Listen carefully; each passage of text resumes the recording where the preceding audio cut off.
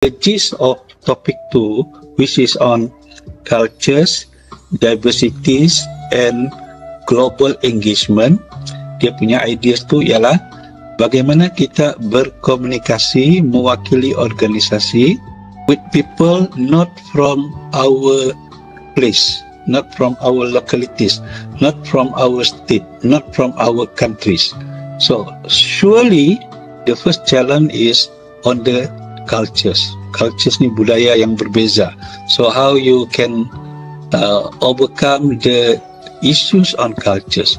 The second is diversities. Diversity ni contoh dalam organisasi itu ada pelbagai pekerja berbelang bangsa, berbelang agama dari tempat yang berbeza. Itu diversities. Contohlah kan. So how do we engage with people in different diversities? And when we talk about global engagement, of course, if you are working abroad, for example, di antar outstation, for example, how actually you manage the communication on behalf your organization. So this is the gist for topic 2.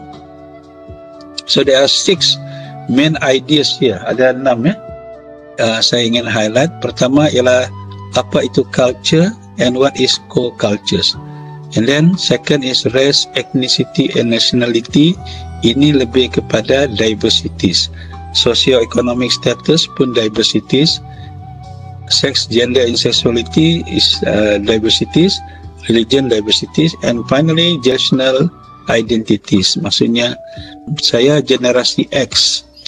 Mereka yang lahir dari tahun 1964 sehingga 1980, mereka adalah generasi X. Mereka yang lahir dari tahun 1982 kalau tak silap sehingga 1990 something, mereka adalah generasi Y. Mereka yang lahir pada tahun 2000 ke tahun yang tertentu, mereka adalah millennials. And then lepas millennials baru generasi Z. You all ni saya rasa in between generasi Z dan generasi AA. Dia sudah macam lepas Z, dia kembali kepada AA lah.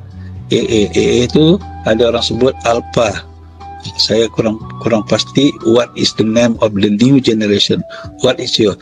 Mungkin kamu ni generasi AI, bukan AA. Kamu lah generasi AI ya.